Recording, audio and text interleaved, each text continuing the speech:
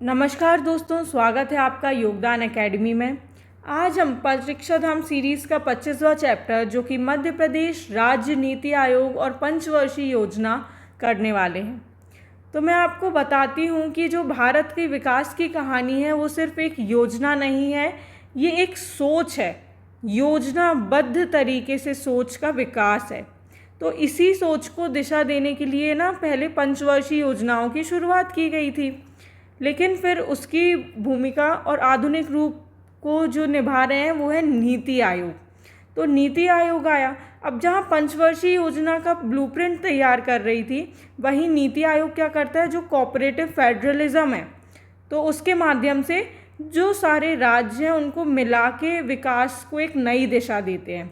तो आज हम इन्हीं दोनों को समझेंगे, क्या नीति आयोग को समझेंगे और पंचवर्षीय योजनाओं को समझेंगे, और इन दोनों को समझेंगे एक एग्ज़ाम ओरिएंटेड आसान तरीके से। जो भी इम्पॉर्टेंट फैक्ट्स रहेंगे, डेट्स रहेंगी, उनको हम साथ ही साथ याद करते जाएंगे। तो सबसे पहले 24 अक्टूबर 1972 को मध्य प्रदेश योजना मंडल का गठन हुआ। तो अब देखो, सबसे पहले क्या बात हो रही है, आयोग नहीं, मंडल की बात हो रही है। तो 24 अक्टूबर 1972 को क्या बनता है, मध्य प्रदेश योजना मंडल। अब 1972 को योजना मंडल बना तो उसके पहले अध्यक्ष होंगे। तो कौन थे पहले अध्यक्ष, ये थे प्रकाश चंद्र सेठी जी, और उपाध्यक्ष भी थे तो दयाराम नाग जी। तो देखो, मंडल में प्रकाश आया जिससे लोगों की दया हुई। तो एक स्टेटमेंट ऐसे नॉर्मली हमने याद कर लिया जिससे कि हमें तीनों चीज़ें याद हो गई कि मंडल में प्रकाश आया मतलब प्रकाश चंद्र सेठी जी अध्यक्ष, और दया हुई मतलब उपाध्यक्ष दयाराम नाग थे। अब NH वांचू योजना मंडल के सदस्य के रूप में शामिल हुए। अध्यक्ष हो गए, उपाध्यक्ष हो गए, सदस्य कौन हुए, NH वांचू। अब देखो, पहले हम ये पढ़ते हैं कि 24 अक्टूबर 1972 को क्या बना, राज्य योजना बोर्ड। फिर 21 सितंबर 2007 को बना राज्य योजना आयोग। अब मैं इतने धीरे इसलिए बोल रही हूँ क्योंकि एक एक शब्द आपको याद रखना है जिससे कन्फ्यूज़न ना हो। 10 फरवरी 2020 को बनता है मध्य प्रदेश राज्य नीति एवं योजना आयोग। अभी सिर्फ योजना था, अब नीति एवं योजना आयोग हो गया। अब फिर 28 अगस्त 2023 को बनता है मध्य प्रदेश राज्य नीति आयोग। तो अब फाइनली यही नाम है। तो ये जो इधर पे 3 लाइन में डिस्क्रिप्शन लिखा है ना, तो ये यही लिखा है, लेकिन हमने क्लियर तरीके से इधर पे पढ़ लिया है। तो मध्य प्रदेश सरकार ने राज्य योजना आयोग का नाम बदलकर 2020 में राज्य नीति एवं योजना आयोग कर दिया, और आयोग का नाम बदलने के साथ ही कार्यक्षेत्र में विस्तार कर दिया, मतलब इसका एक्सपांड कर दिया एरिया। अब 2023 में 28 अगस्त को मध्य प्रदेश राज्य नीति एवं योजना आयोग का नाम बदलकर मध्य प्रदेश राज्य नीति आयोग किया गया। तो ये हमने देख लिया कैसे कब नामों का बदलाव हुआ।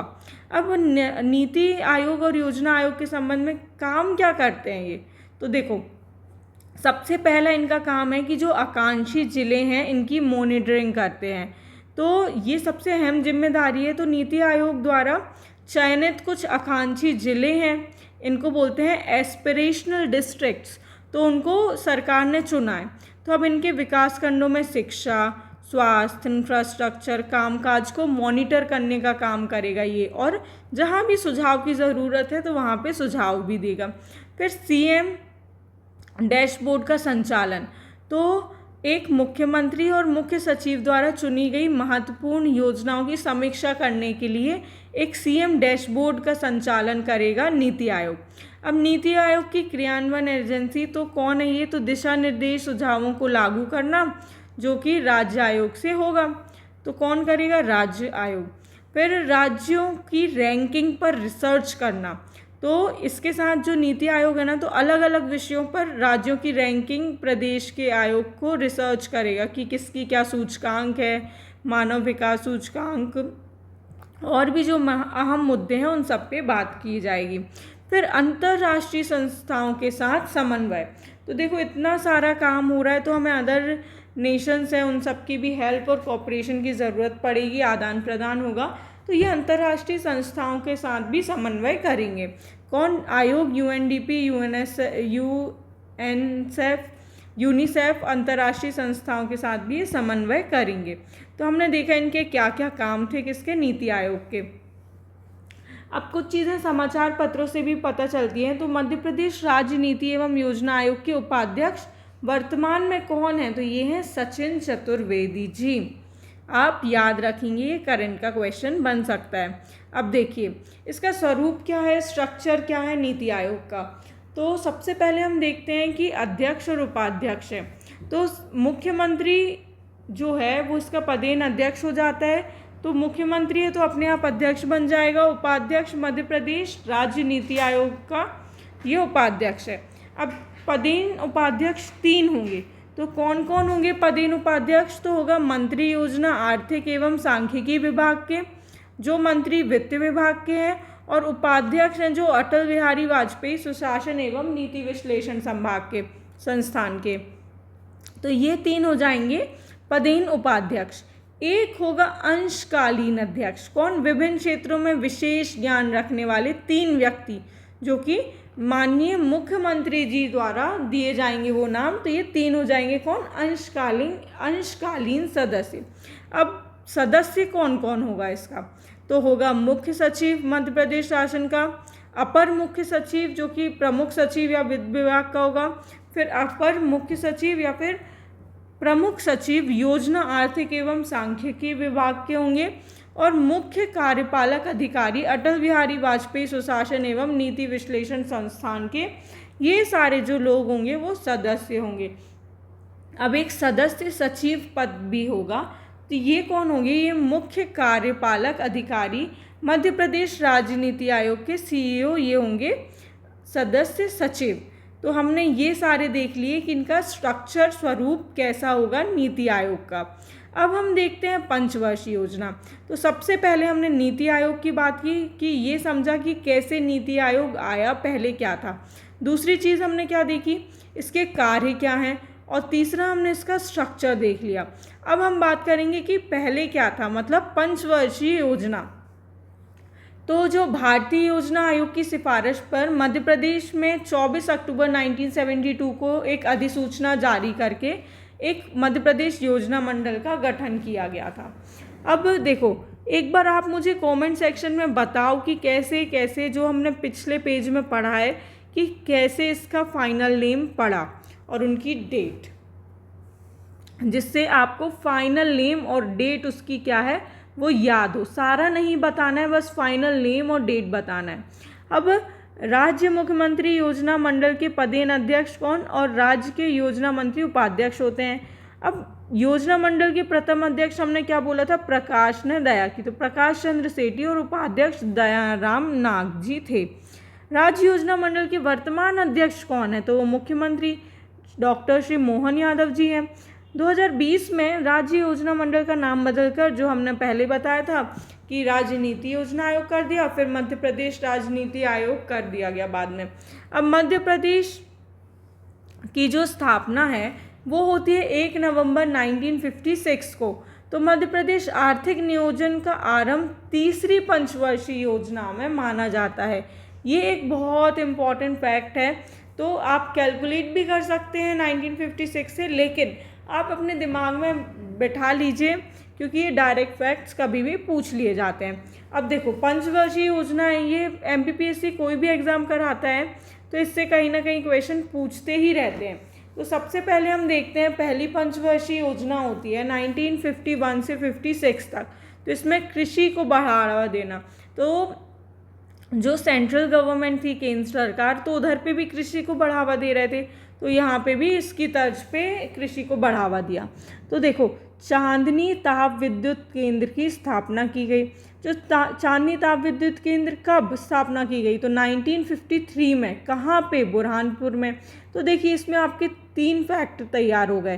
पहला, कहाँ पे है ये चांदनी ताप विद्युत, बुरहानपुर में।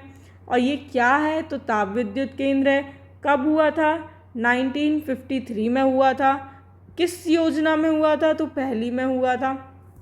अब दूसरा, गांधी सागर बांध का शिलान्यास रखा गया। तो ये 1954 में मंदसौर में गांधी सागर शिलान्यास। तो 2 हैं, एक जवाहर सागर भी है और एक राणा सागर भी है।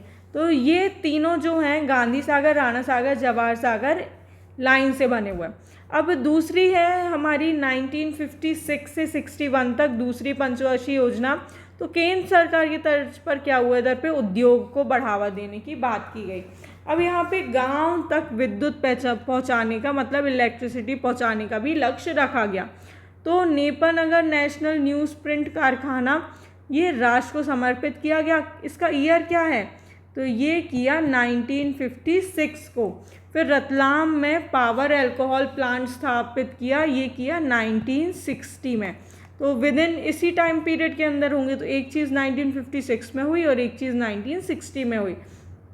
अब हम देखते हैं तीसरी पंचवर्षीय योजना। तो 1961 में आई 1966 तक। तो कृषि व उद्योगों को बढ़ावा देना। तो लघु उद्योग के विकास के लिए 1961 में मृगनयनी एम्पोरियम स्थापित किया गया था। ठीक है। अब इसमें 28 दिसंबर 1961 को मध्य प्रदेश लघु उद्योग निगम की स्थापना की गई। ठीक है। अब अमलाई में ओरिएंट पेपर मिल की स्थापना कब की गई, 1965 में।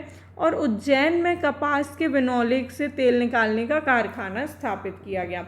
अब आपको ये बहुत फैक्चुअल लग रहे होंगे, लेकिन क्या करें, एमपीपीएससी ही फैक्चुअल है। मतलब आपको चीज़ें रटनी पड़ेंगी, बहुत अच्छे से दिमाग में क्लियर करनी पड़ेंगी, उसके बाद ही आपको क्वेश्चन अच्छे से क्लियरिटी से बनेगा। इधर पे समझने का काम तो है, लेकिन रटने का काम ज़्यादा है। तो सबसे पहले इसमें ये जब आप इंडिविजुअली पढ़ेंगे तो आपको समझ में आएगा। तो लघु उद्योग निगम आता है 1961 में, बहुत अच्छे से याद कर लो। और मृगनयनी भी 1961 में स्थापित होता है। ओरिएंट पेपर मिल होती है 1965 को। तो इसमें हमने तीसरी पंचवर्षीय योजना में 3 फैक्ट ये अच्छे से याद ही रखने। और चौथा, उज्जैन में कपास के बिनौले का तेल निकालने का कारखाना स्थापित किया गया। हो गया तीसरी पंचवर्षीय योजना तक। एक बार वीडियो को पॉज करो, तीनों चीज़ें अच्छे से रिवाइज करो, फिर आगे बढ़ो। अब हम आते हैं चौथी पे। तो 1969 से 74 तक आत्मनिर्भरता और उद्योग की बात की गई। तो देखो, सबसे पहले आत्मनिर्भरता बढ़ानी है तो क्या, रक्षा में काम करना पड़ेगा।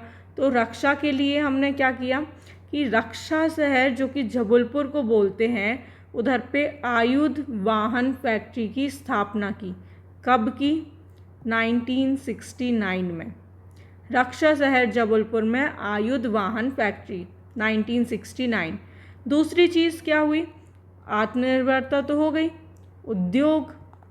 उद्योग के लिए 1970 में इंदौर में वस्त्र उद्योग निगम की स्थापना की। ठीक है। हमने आत्मनिर्भर का देख लिया, उद्योग का देख लिया। अब ये दोनों चीज़ें चलेंगी कैसे, तो ये चलेंगी देवास में करेंसी नोट मिल से। तो पैसा कहाँ से आएगा, तो देवास में करेंसी नोट मिल स्थापित की गई। कब, 1974 में। तभी आत्मनिर्भरता और उद्योग का काम चलेगा, बिना पैसे के काम चलेगा ही नहीं। तो ये तीनों चीज़ें हमने पढ़ ली हैं 1969 से 74 चौथी पंचवर्षीय योजना में।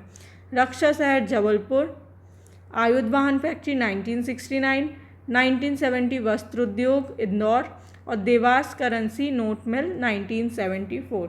आपको लग रहा होगा मैं एक ही चीज़ को बार बार बोल रही हूँ। हाँ, मैं बोल रही हूँ, आपको सुनना है और आपको खुद भी बार बार बोलना है, जिससे चीज़ें याद हों, दिमाग में बैठे। अब देखते हैं हम आगे। पांचवी पंचवर्षीय योजना आती है, जिसमें केंद्र सरकार की तर्ज पर गरीबी हटाओ का नारा दिया गया। तो जब इस टाइम पे क्या हुआ था कि इंदिरा गांधी का इलेक्शन हुआ था, तो इंदिरा गांधी के लिए सब लोग बोलते हैं कि इंदिरा गांधी को हटाओ, इंदिरा गांधी को हटाओ। तो इंदिरा गांधी क्या नारा देती हैं, गरीबी हटाओ। तो वो बहुत ही ज़्यादा पावरफुल लेडी थी। तो उन्होंने अपने भाषण में क्या बोला था कि लोग बोलते हैं इंदिरा हटाओ और मैं बोलती हूँ कि गरीबी हटाओ।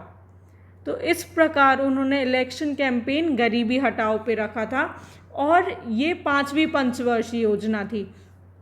तो इसमें इन्होंने क्या किया था, federation of Madhya Pradesh chamber of commerce and industry की स्थापना की थी।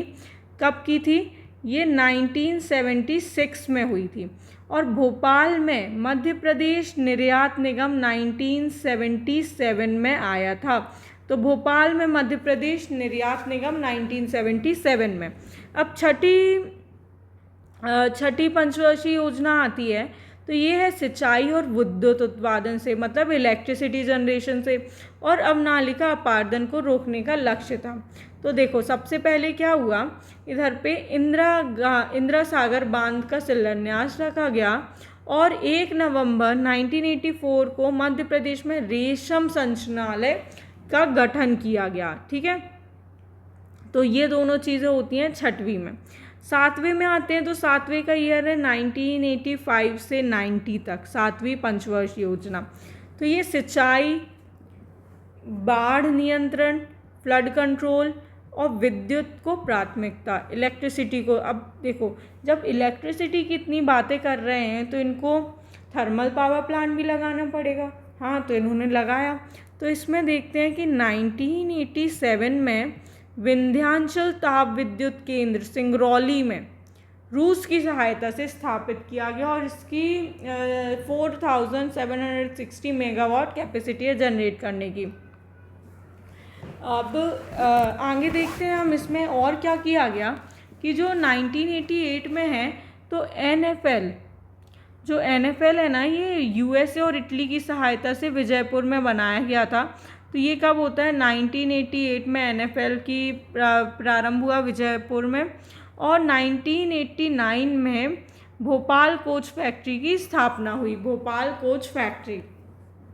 तो ये सातवीं पंचवर्षीय योजना की हमने। अब आठवीं पंचवर्षीय योजना में आने से पहले एक बार वापस से वीडियो पॉज करो और पहली से सातवीं तक पूरी रिवाइज करो आप। और अभी आपको सुन के निकलना नहीं है, सच में पॉज करके रिवाइज करना है, जिससे चीज़ें याद हो जाएं। अब आठवीं में आते हैं, तो 1992 से 1997 तक विद्युत पर सर्वाधिक प्राथमिकता दी गई।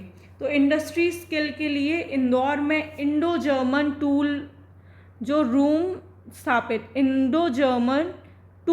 स्थापित किया गया 1994 में, तो इंडस्ट्री स्किल के लिए इंदौर में इंडो जर्मन टूल रूम स्थापित किया गया आठवीं पंचवर्षीय योजना में। अब नौवीं में क्या होता है, नौवीं का टाइम पीरियड है 1997 से 2002 तक। तो अब कृषि और समाज सेवा पर बल देने लगे। तो जो NFL की पहली यूनिट हमने कब स्टैब्लिश की थी, तो ये 1988 में की थी। तो 1997 में NFL की दूसरी यूनिट विजयपुर में प्रारंभ हुई। पहले ये किसकी मदद से हुई थी, तो USA और इटली की मदद से हुई थी। अब जो 10वीं है आर्थिक विकास एवं सामाजिक न्याय के लिए, तो इसमें नई वन नीति 2005 में लाई गई थी। अब 11वीं पंचवर्षीय योजना है जो वो समावेशी एवं धारणीय विकास के लिए, तो आओ बनाए मध्य प्रदेश अभियान की शुरुआत की गई थी इधर पे। तो ये हुई थी 1 नवंबर 2009 में। तो देखो अभी जब मैं प्रीवियस ईयर क्वेश्चंस देख रही थी, तो मैं ये भी देख रही थी कि कोई योजना जो 1993 में भी स्टार्ट हुई हैं वो 2025 के क्वेश्चंस में पूछी गई हैं। तो आओ बनाए अपना मध्य प्रदेश अभियान की शुरुआत कब हुई है, ये पूछा जा सकता है। तो ये 1 नवंबर 2009 को स्टार्ट हुआ था। ठीक है, आप याद रखेंगे। अब जो 12वीं पंचवर्षीय योजना है, ये सामाजिक और धारणीय विकास, तो महेश्वर साड़ी, रतलामी सेब, नागपुरी संतरा को GI टैग इसमें प्राप्त हुआ था। अभी हमने प्रीवियस चैप्टर जो इसमें किया था, तो इसका ईयर हमने देखा था सारा। तो आप मुझे, अगर आपने प्रीवियस वीडियो देखा है तो आप मुझे बता सकते हैं कि इनको किस साल ये प्राप्त हुआ दर्जा। और भेल को महारत्न का दर्जा प्राप्त हुआ था 2013 में। ये भी MPPSC का प्रीवियस ईयर क्वेश्चन है, तो इसलिए मैं आपसे बोल रही हूँ, एक एक फैक्ट बहुत इंपॉर्टेंट है, पूछे जा रहे हैं, तो अच्छे से ध्यान से पढ़ना है। अब देखते हैं हम आगे कि जो मध्य प्रदेश में योजना अवकाश, तो योजना अवकाश क्या होता है कि जब धन की कमी होने के कारण एक वर्ष के लिए छोटे छोटे लक्ष्यों को प्राप्त करने का लक्ष्य रखा गया। अभी हमारे पास ज़्यादा पैसा नहीं है, थोड़ा थोड़ा करके ऐसे। तो ये पहला योजना अवकाश कब था, तो 1966 से 69 तक। ठीक है, दूसरा योजना अवकाश था 78 से 80 तक, और तीसरा था 1990 से 1992 तक। ठीक है, तो ये दोनों ये योजना अवकाश आपको याद रखने। अब पहला योजना अवकाश 1966 से 69 के बीच हुआ। तो पहला योजना अवकाश में मध्य प्रदेश में हरित क्रांति प्रारंभ हुई थी।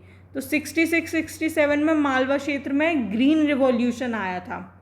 फिर 67 से 68 में नर्मदापुरम में सिक्योरिटी पेपर मिल की स्थापना की गई थी। और 78 में रोलिंग प्लान हुआ था जो, तो अनवरत योजना, इसको केंद्र सरकार की तर्ज पर मध्य प्रदेश में भी ये लागू कर दी गई थी। ठीक है, अब क्या होता है कि जो केंद्रीय पेट्रोलियम इंजीनियरिंग एवं प्रौद्योगिकी संस्थान है CIPET, ये कहाँ पे, भोपाल में स्थापित किया गया था 1988 में। और जो प्रथम योजना मंडल के सदस्य कौन, NH वांचू। तो देखो हमने पहले क्या योजना मंडल के अध्यक्ष भी पढ़े थे और उपाध्यक्ष भी पढ़े थे।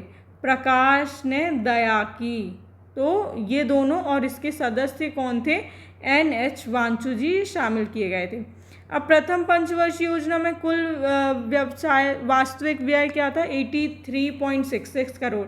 अब देखिए इधर पे बहुत सारे फैक्ट्स ऐसे भी आएंगे जो कि इम्पॉर्टेंट नहीं है, तो आपको जो इम्पॉर्टेंट फैक्ट्स हैं उनको ही याद रखना है, अच्छे से सुनना है, बाकी हर चीज़ों को रटने नहीं बैठ जाना है।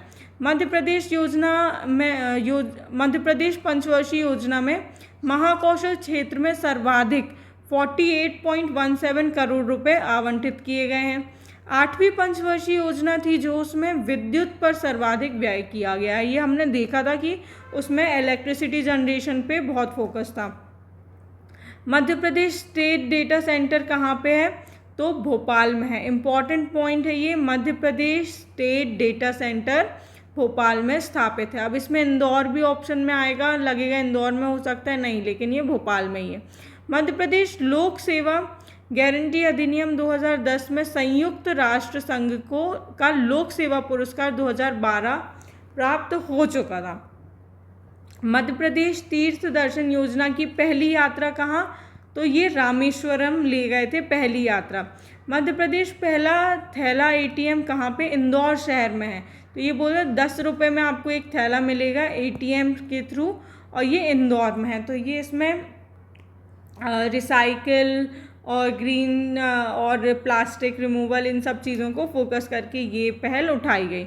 अब देखते हैं हम आगे, इसमें बहुआयामी गरीबी सूचकांक जो आया था 2023 में, उसमें MPI 2023 के अनुसार मध्य प्रदेश में 5 वर्षों की अवधि में बहुआयामी गरीबी व्यक्तियों की संख्या 15.94% की गिरावट दर्ज की है।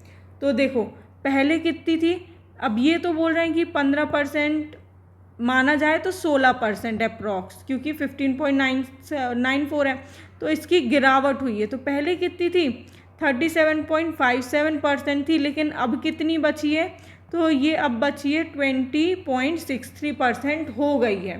ठीक है, तो अभी हम याद रखेंगे कि ये 20.63% बची है।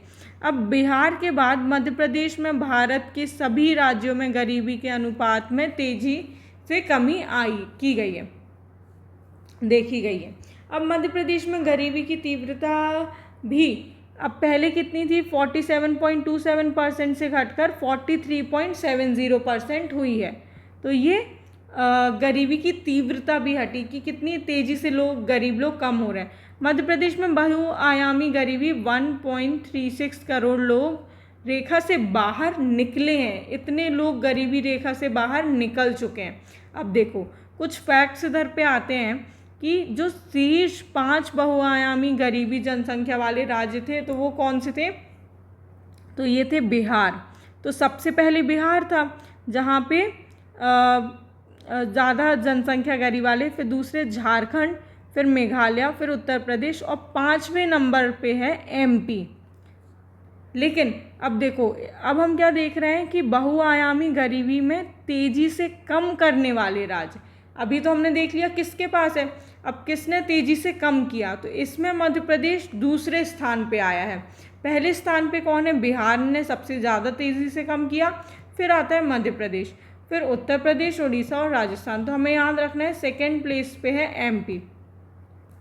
अब मध्य प्रतिशत के आधार पे देखे जाए तो ऐसे 5 जिले कौन से हैं बहुआयामी, गरीबी, जनसंख्या जहाँ पे सबसे अधिक है।